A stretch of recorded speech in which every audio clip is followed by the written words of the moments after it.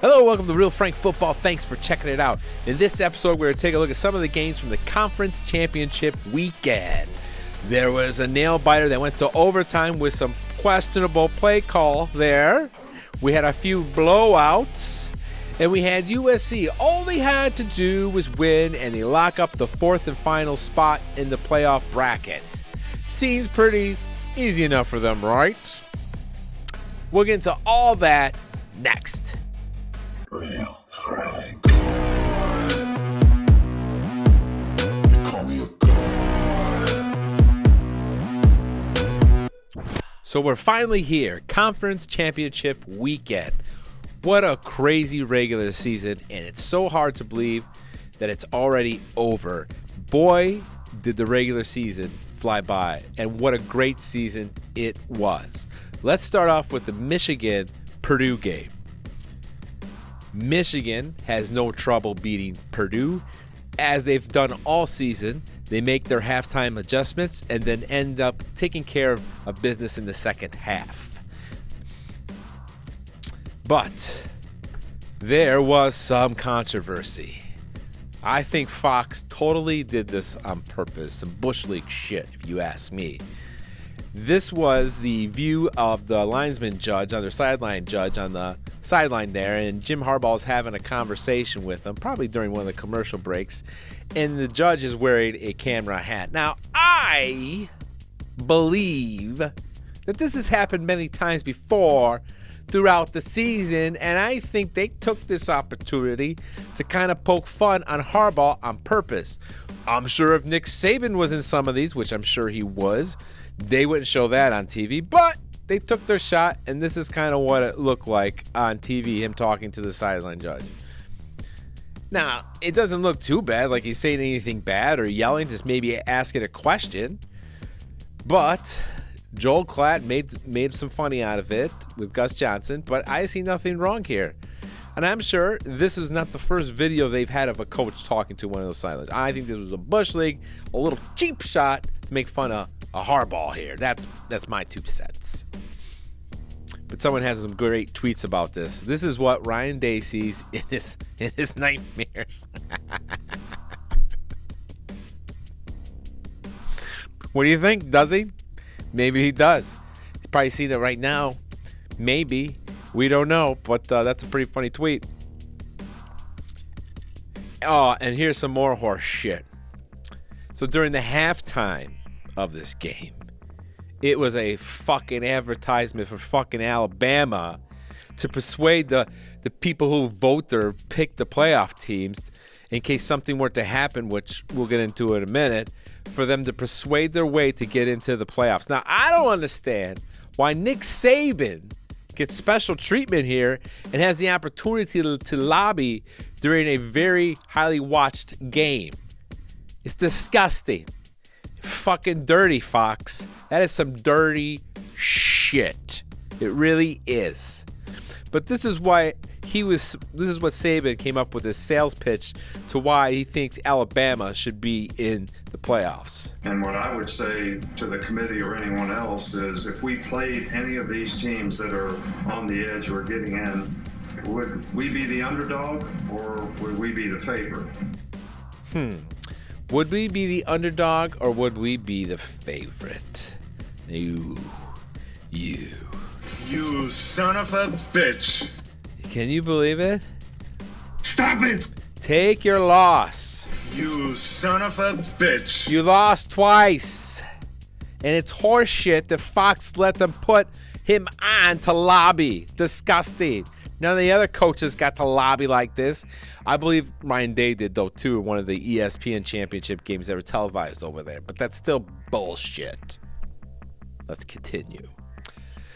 Listening to an entire halftime devoted to Saban begging for Alabama to be in the playoffs instead of talking about anything that has happened this weekend. So true. They should have been recapping some of the other games, some of the highlights, but no, they gave the podium to Saban. Horseshit. Nick Saban making a great point. If you're wondering how Alabama is playing at present, you could point out that Alabama is not playing at present because they finished behind a soon-to-be 4-loss team in their own division. perfectly set. And then after Michigan wins, they did the celebration. Let's take a look at this celebration where they blow the confetti, all that fun stuff. Woo! Look how pretty that is. All that maize and blue. Beautiful. Look at that. What a moment. What a moment. And then after, they let the football team and Coach Harbaugh come up to the Fox desk for a little interview. Now this cracks me up. You'll notice in this video more of the players and coaches, especially Harbaugh, are congregated more towards the left, away from our good friend Urban. Take a look at this video. It cracks me up. So here they all are there.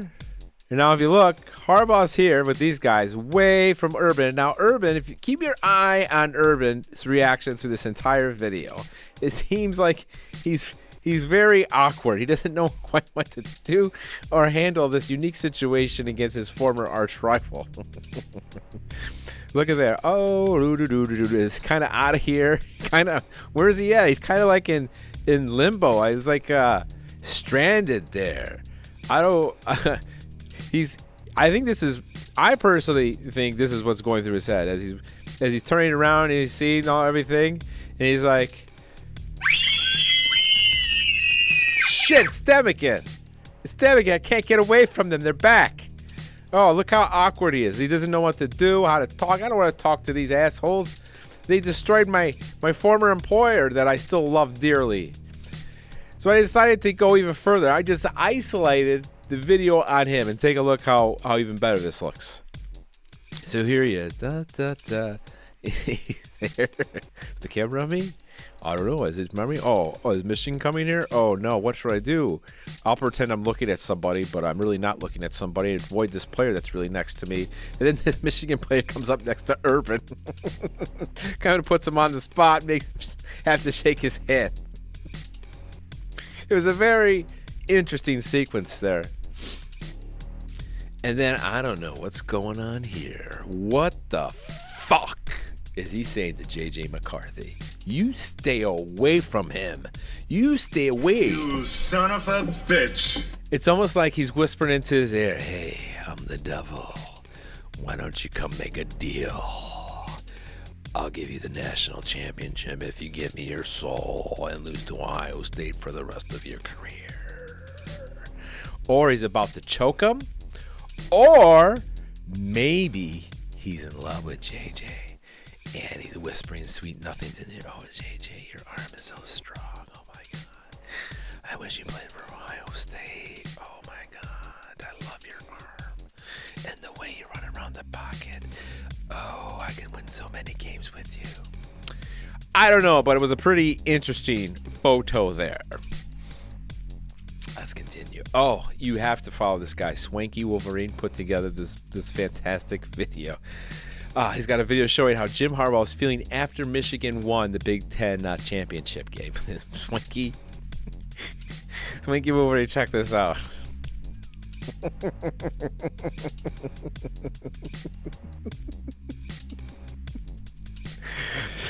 Oh, look at that. Oh, he's dancing. Look at him go. He's dancing. Oh, outside Lucas Oil Field. Oh, he's in the gym. Oh, he is going all over the place dancing. Woo, look at him go. He's so ecstatic. Oh, in front of the team. He's taking that Big Ten championship trophy with him. Oh, put it on the moves. I bet you didn't have that on your little lines camera there. Harbaugh dancing around. Oh, fantastic video, Swanky Wolverine. So LSU and Georgia, this was a blowout. Georgia did their business as expected. It was pretty much determined that they probably would blow out LSU. Daniels, the LSU quarterback, was dinged up a little, but I don't really think that would have been a big impact. There's just more talent on Georgia's team. Their defense is like NFL caliber. But there was this play. Check out this play. The defensive tackle for Georgia lifts up with one arm. This is just his strength is uncanny. He's grabbing him. He's got him. He picks him up. He's got him one hand. And he lifts up the number one finger. I mean, wow. That is some upper body strength there. One arm. Bam. And holds him up like a rag doll. That is some NFL strength. That is impressive. And some funny tweets. Brian Kelly getting destroyed in the big game. Some things will never change. Oh no. Crying Jordan is back. This paid me to do as an LSU fan.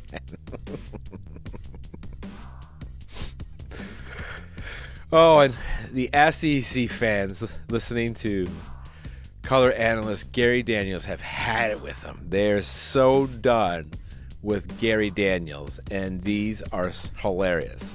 Hi everyone, my name is Gary Danielson, and for the next 4 hours, I'll be taking you on a tour of the reasons Alabama belongs in the playoff.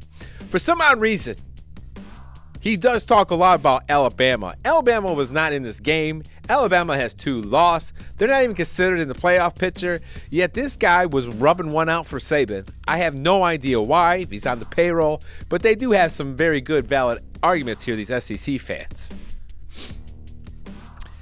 Gary Danielson literally just pitched for Alabama to make the college football playoff. He has to be wearing a Bama thong under that suit. I could agree. I just was shocked at how much he was talking about that.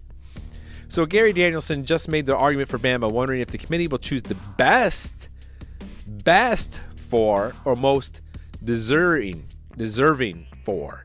Forget deserving. What has Alabama done to prove they're one of the best 4? It's a valid point. As a Georgia fan, I've been waiting a long time for this day. It's our last game with Gary Daniels. Yes, the SEC is moving to a different network. I believe, unfortunately, the Big Ten is moving to CBS. Hopefully, they blow him out and bring in a new number 1 crew. Brad Nessler's okay, but this Gary guy, the world has had it with him. All right, and then we have this amazing finish of a game. Kansas State versus TCU. This TCU quarterback put out one of the most amazing performances to try and bring a team back to win a game. He basically put the team on his shoulder for especially the final drive to tie this thing, to take it to overtime. Let's take a look at the tying touchdown run. And he's been basically running basically this entire drive. That's how they're getting first downs. Drive after drive in this series of plays, he was running basically to get every first down because of incomplete passes or stuffed runs. So this is the one where he scores a touchdown. And just look how gassed he is. He is so gassed, and they still have to go for 2. I don't know how he was able to get up off the ground and be able to attempt the 2-point conversion, but he did. It's his cardio was just insane. And then after they do get the 2-point, this is him trying to walk to the sideline. I mean, this guy left it on the field. And he deservedly so is a Heisman candidate. But look at this. He doesn't want anyone touching him. He needs air. He just wants to go to the sideline and rest. He doesn't want any help. I mean, this is some hardcore stuff. And very impressive. Very impressive young man. Especially almost willing the team to victory. And then in overtime, there was a controversial. This was not called a touchdown, but look at the ball. It looks like it had crossed the line. I mean, that's wild. And then here's the field goal by Kansas State to win the game in overtime. So unfortunately, TCU was upset. And then there was worry, had they done enough on their resume to keep that 4th playoff spot, or I'm sorry, the 3rd playoff spot. We will see. And Clemson versus North Carolina. This was a close game up until this interception by North Carolina. Take a look at this. They're getting ready to score. North Carolina's quarterback scrambling. I believe his name's May. Looking. Oh, no. Who was he throwing that to? He didn't see that defender, and he runs it back all the way like a 100-yard return. This changed the whole game. This changed the whole thing. They were out of it after this. Amazing play. Utah versus USC. All USC had to do was win. Get vengeance for losing to Utah early in the season where they got their first loss. but winning the Pac-12 championship game, and you have it locked up, the 4th final seed. And this was quite a game, back and forth. Caleb supposedly got hurt. This is a phenomenal game, but a shocker. All they had to do was win. But Utah was more physical and much more physical in the trenches. Man, oh man, what a shocker. But this hit that Utah's quarterback takes is insane. He's scrambling, getting chased, looking, and oh my God! His head flew off. I mean, that is just crazy. I have a couple of comments on this thing. First, how did his head stay attached? Second, I don't know how this wasn't targeting. I mean, as vicious as it, did he lead with his shoulder? I mean, look at this hit. I guess he didn't lead with his helmet, but what a crazy hit, and he got up. Fine. It's an insane hit. Look at this close-up of this photo. I mean, what a shot. Whoever shot this should get an award. I mean, this photo says everything. How did he not bite his tongue off? His mouthpiece is in there. His mouthpiece, I believe, is tied to his helmet. How did he not bite his tongue off? It's just an insane photo and an insane hit. And then Caleb Williams wrote, "Fuck Utah" on his fingernails. Why? Why would you do that? I don't understand that. It's a little silly. But he did that. And then after the game, one of the reporters asked about that to Utah's quarterback. Let's take a listen. Any reaction to him doing that? It said "fuck Utah" on there. That's cute. The fuck? Don't give a shit. It is what it is. You know, you can do whatever you want. Put whatever you want on your nails. I'm not gonna judge you for whatever you do. But yeah. Hope you liked it. Thank you.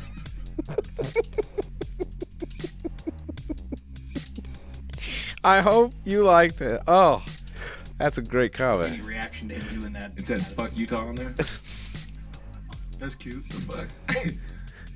Don't give a shit. I don't give a shit. You gotta respect him, man. Gets his head ripped off, still stays in the game, loses his helmet, and then has a great comment for the media. Gotta kind of like him a little bit. Then after the game, it was revealed that Caleb Williams played on a popped hamstring. He also possibly had a hand injury. He gutted it out. He gave a performance that probably a lot of quarterbacks wouldn't have been able to finish, but he tried to gut it out. He probably, my prediction, most likely he will win the Heisman. I mean, C.J. Stroud doesn't deserve it. He didn't do anything. He got blown out. Technically, he got blown out too, but I think he's done enough through the regular season that he'll get it. That's my prediction. Oh, and people had fun with Lincoln Riley. When Lincoln Riley's asked how many times he lost to Utah. His arch enemy, Utah. Oh, no. Crying Jordan is the Trojan mascot. Oh, my goodness. Oh, no. Another crying Jordan. Oh, my goodness. And some video after the game from Utah player. USC! What happened? Oh my God! USC! What happened? Oh my God! Oh, come on. That's pretty funny too, man. What happened? Oh. But boy, did this USC loss fuck everything up. Fucked it all up, didn't it? Oh, this is a great treat. Breaking: Utah man saves Ohio boy.